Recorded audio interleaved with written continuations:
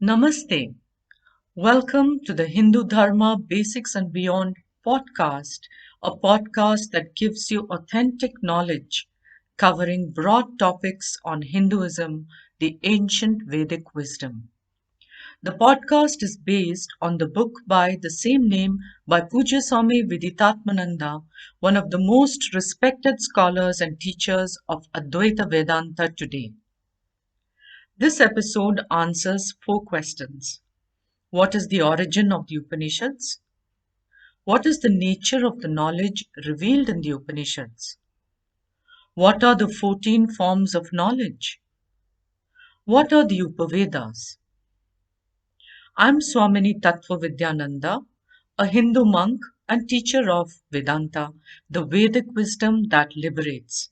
Come, let's explore together this ancient Vedic wisdom and lifestyle that makes our life meaningful and frees us from all suffering.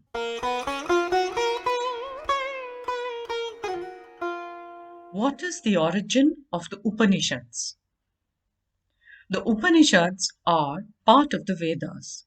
The Vedas can be broadly classified or divided into two sections, Karma Kanda and Jnana Kanda. The Jnana Kanda consists of the Upanishads, which deals with the knowledge of the self being consciousness that is whole and free of all suffering. The Upanishads deal with the realities of life. They are also called as Vedanta. The word Upanishad is derived from the root sad, with Upa and Ni as prefixes. The word is explained differently by different people. One explanation is that Upa indicates something proximate or in the vicinity. Ni means below, and Sad means to sit. Some modern scholars, therefore, describe the Upanishad as knowledge that is imparted by the teacher to a student while he or she sits at the teacher's feet to learn. The Upanishads are typically in the form of a dialogue between the teacher and the student. The student, who is an aspirant of knowledge of the true nature of the self, approaches a wise person, a teacher, and asks one or more questions. Questions naturally occur in the human mind because the intellect wants to know. The desire for knowledge is expressed through various questions. The replies to these questions in the form of teaching is the Upanishads. It gives us an insight into the nature of the reality, the nature of the self, the nature of the universe, and the nature of God. Adi Shankaracharya's explanation of the word Upanishad is different. He also says that the word Upanishad has three parts. Upa, which means samipye, that which is close or proximate. Ni, which means nishchitam, that which is clearly ascertained. And Sad as the root word. Sage Panini, the foremost Sanskrit grammarian, ascribed three meanings for the root word Sad. 1. Gati or going. 2. Visharana or loosening. And 3. Avasadana or destroying. Interpreted thus, we can say that the prefix upa reveals the nature of knowledge about what is very close, in a closeness which is without any restrictions. What is closest to you? It's nothing but you. Therefore, the Upanishad offers the knowledge of the self. Since we are born ignorant of the true nature of ourselves, the true knowledge of the self is extremely important. It is a fact that in our ignorance, we entertain false notions about ourselves being limited to the body and mind. As the root word sad indicates, this knowledge destroys the ignorance. Finally, The prefix ni reveals the nature of that knowledge as being well ascertained, free from doubts and errors. Therefore, Adi Shankaracharya's explanation of Upanishad can be summarized as knowledge about the self with enough clarity to destroy ignorance and help a person remain free from doubts and errors.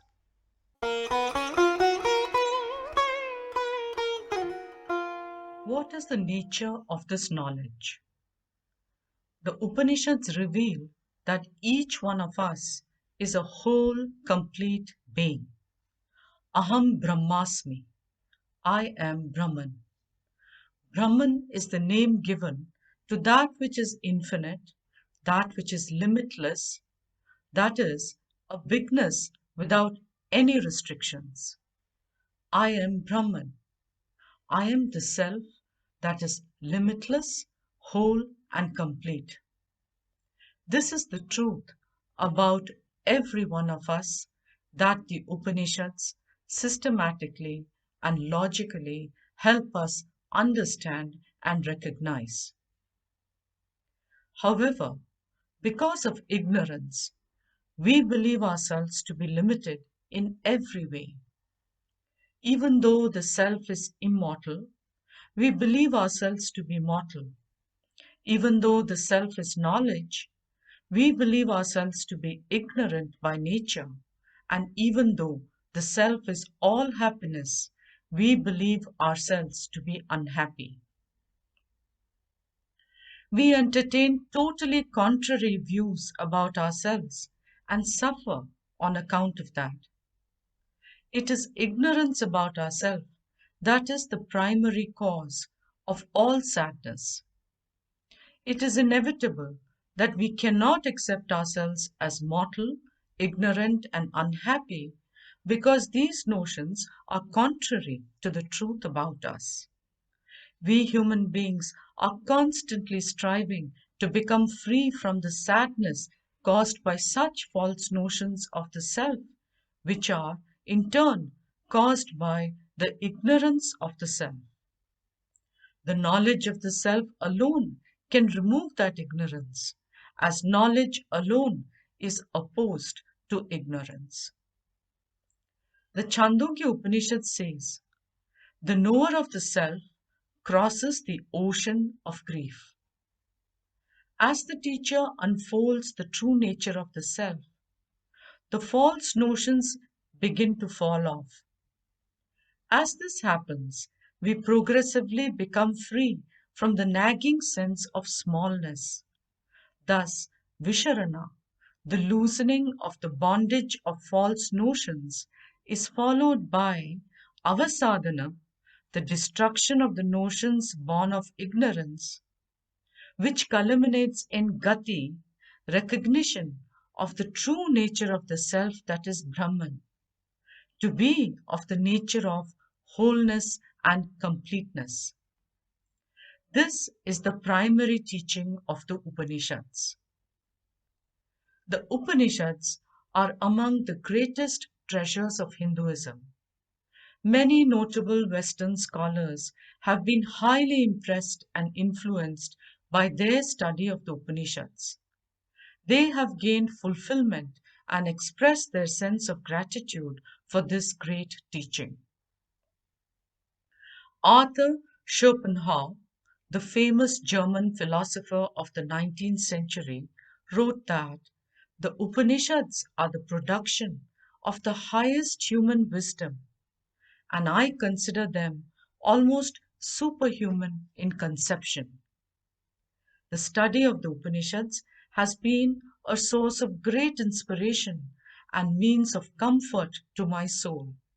From every sentence of the Upanishads, deep, original, and sublime thoughts arise, and the whole is pervaded by a high and holy and earnest spirit. In the whole world, there is no study so beneficial and so elevating as that of the Upanishads. The Upanishads have been the solace of my life and will be the solace of my death.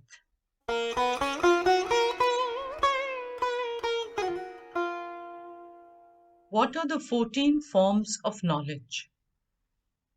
The Hindu scriptures are also classified as comprising 14 forms of knowledge. The four Vedas, the six Vedangas or six limbs of the Veda, account for 10 forms of knowledge. The 11th form of knowledge is Nyaya, which means logic. It is the science of logic and reasoning. The 12th form of knowledge is Mimamsa, which means inquiry into the meaning of Vedic texts. It is the science of analysis of the statements of the Vedas. The 13th form of knowledge is the Dharma Shastra, which is the right course of conduct in every dilemma. In other words, it describes the code of conduct. The 14th and last form of knowledge is the Puranas, which are various mythological works. The six Vedangas or limbs of the Veda are Vyakarana, Nirukta, Shiksha, Kalpa, Chandas, and Jyotisha. They are prescribed for the proper study of the Vedas. Vyakarana, the first limb, is the grammar required to understand the meaning and context of words. Nirukta, the second limb, provides the etymology of certain Vedic words. Shiksha, the third limb, is the science of phonetics and teaches the proper pronunciation and ways to recite the Vedic mantras. Kalpa, the fourth limb, are the texts that outline the method of performing the rituals. Chandas, the fifth limb, is the science of prosody or poetic rhythms, which explains the different meters in which the mantras of the Vedas are obtained. For instance, there are 7 different meters used in the Rig Veda. Jyotisha, the sixth and last limb of Vedangas, is the study of astronomy and astrology. Jyotisha is important because Vedic rituals are performed at prescribed times.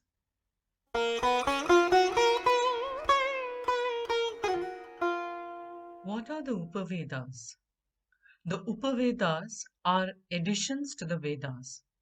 They are the Gandharva Veda, the study of dance and music, Ayurveda, the science of life, the Dhanurveda, the knowledge of archery, and the Arthashastra, the study of statecraft, political science, economic policy, and military strategy. They are also highly revered and looked upon as authentic sources of knowledge. I hope you enjoyed this episode. Do write to me at hindudharmabasics@gmail.com if you have any questions about what was shared in this episode. In our next episode, we will look at the answer to: can you tell us about the importance of the great epic Ramayana in the Hindu way of life? We end with a prayer. Asatoma Satgamaya. O Lord, lead me from untruth to truth. Tamasoma Jyotirgamaya. Lead me from darkness to light. Mrityorma Amritam Gamaya. Lead me from death to immortality. Om Shanti Shanti Shanti. Satyameva Jayate. Truth alone conquers.